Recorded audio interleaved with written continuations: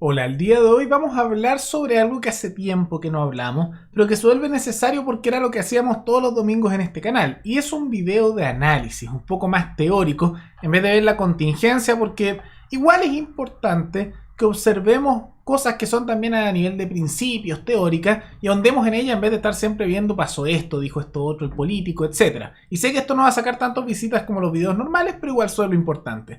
Y el día de hoy quiero que hagamos un análisis de un libro que me pareció muy interesante, que lo pueden ver aquí, que se llama El Manifiesto Neolibertario. Está en inglés aquí, pero lo vamos a observar.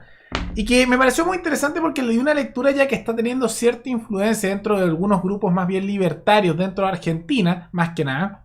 Y es hecho por Samuel Edward Konkin III, que es el fundador de una rama anarquista que es derivada del anarcocapitalismo, que se llama el agorismo. Y vamos a explicar un poco en qué es el libro, no todo detalle, aunque igual es un libro muy pequeño, dependiendo de la edición, puede tener entre 35 a 70 páginas, dependiendo de cómo está estructurada las letras. El mío tiene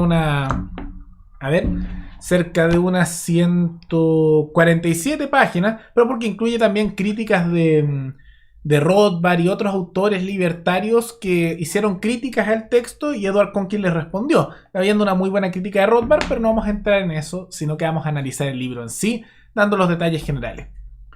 Y hay que tomar en cuenta que Conkin fundó su propia rama del anarquismo, pero él era rothbardiano, pero empezó a derivar en un nuevo pensamiento que principalmente establecía un tema que podríamos llamar práctico a nivel de estratégico para llegar al tema de la anarquía o la libertad máxima a nivel de libre mercado a través de lo que él llamaba el ágora y con la creación de una serie de instituciones privadas que cumplirían ciertos roles, pero eventualmente esto dio paso a que empezaran a surgir ciertas variantes, yo diría que algunas con inspiración semi-marxista, aunque es también una derivación del libertarismo, esto que saca, que lo acerca a una rama anarquista que incluso es aceptada por algunos anarquismos de izquierda, porque plantea una estructura de lucha de clases de cierta manera, que es una mezcla o un punto intermedio entre la concepción de lucha de clases que tiene la izquierda marxista, mezclado con la concepción de lucha de castas, que podríamos decir que es una cosa que se subentiende y que después se desarrolla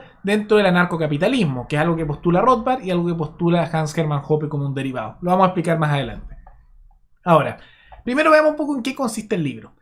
En la práctica, Konkin en su manifiesto neolibertario muestra una estructura para empezar a luchar contra el Estado, vamos a ver un poco más adelante si es que fue efectivo o no, pero en la cual propone que la mejor manera de debilitar al Estado y alcanzar el tema de la autonomía y la autodeterminación local no es a través de partidos políticos, no es a través de acción política, sino que se tiene que hacer practicando los principios de mercado, y eso es sacando más cosas del poder del Estado para eventualmente llevarlo a un punto de crisis, y él desarrolla algo así como un algoritmo histórico estableciendo etapas que ocurrirían y que eventualmente se pueda dar un traspaso tanto cultural como material a una sociedad completamente autónoma sin presencia estatal.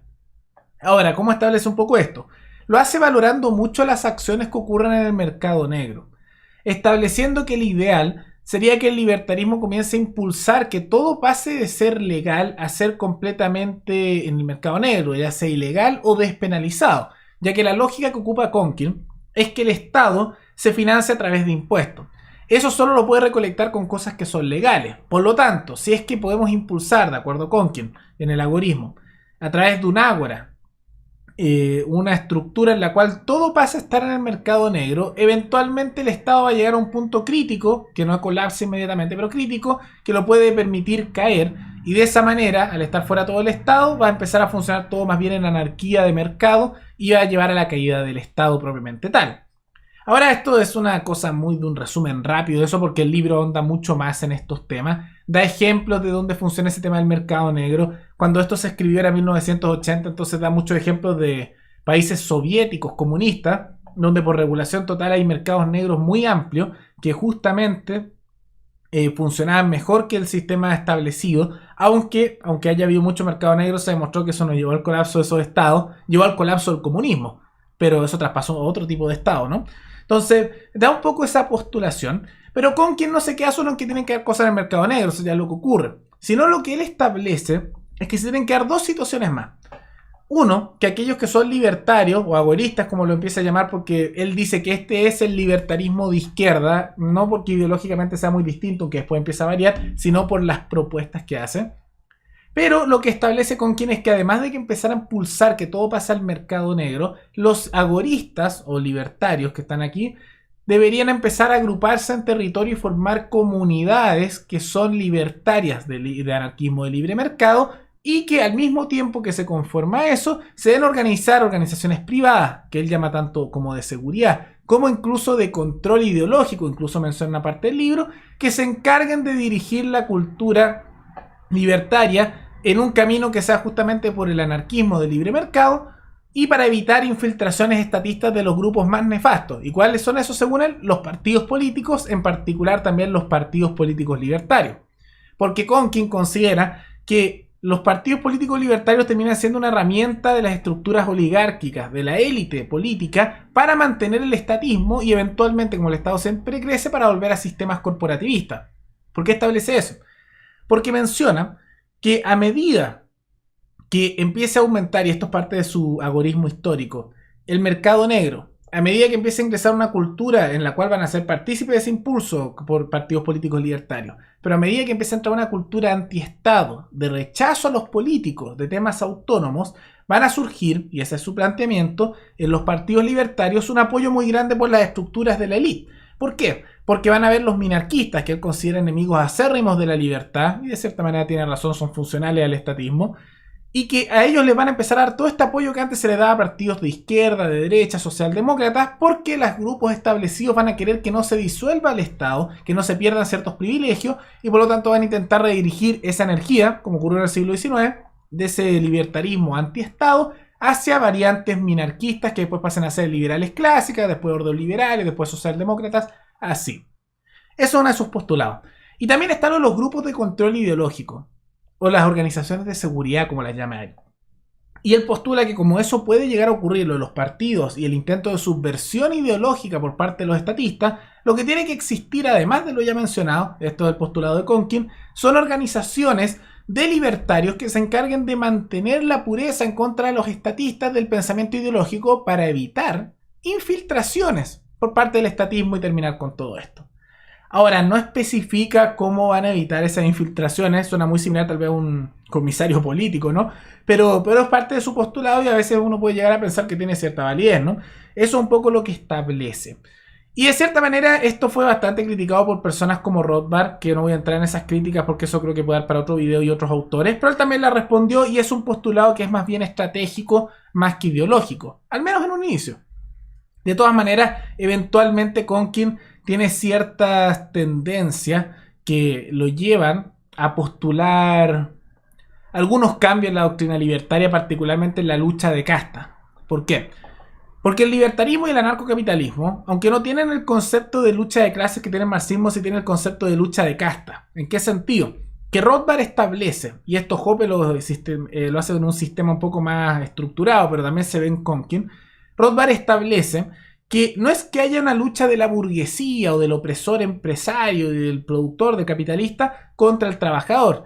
Hay una dicotomía, sí, de opresión, efectivamente, pero lo que postula Rothbard y que Hoppe desarrolla más y con quien después lo lleva en otra variante, es que la dicotomía no es de rico y pobre, no es de que tiene más o menos, sino que la dicotomía es del estatista, el corporativista o empresario, como lo llaman algunos, que eso estatista incluye tanto todos los que trabajan para el Estado, los políticos que son la cabeza, y los corporativistas, que son todos estos grupos corporativos que se subsidian, se benefician y tienen leyes que los protegen a través del Estado y que no compiten a través del mercado, contra lo que llaman los individuos libres o los libertarios o las personas autónomas, que son aquellos que no trabajan en el Estado, que son aquellos que no son parte de la estructura política, que son aquellos justamente que se les extrae su esfuerzo, su riqueza, los impuestos que le sacan al ciudadano común y corriente, ese robo legalizado que son los impuestos, para financiar a toda esa otra estructura. Esa es la dicotomía, y en vez de ser una pelea de base contra punta, lo establece casi como una pelea de cuadrantes equivalentes. Eso es la lucha de castas del libertarismo.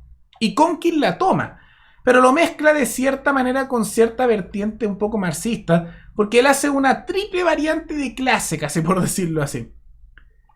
Lo que llama el emprendedor único, lo que llama el capitalista y lo que llama el estatista. Tres variantes. Una que es buena según él, otra que es neutra y otra que es mala.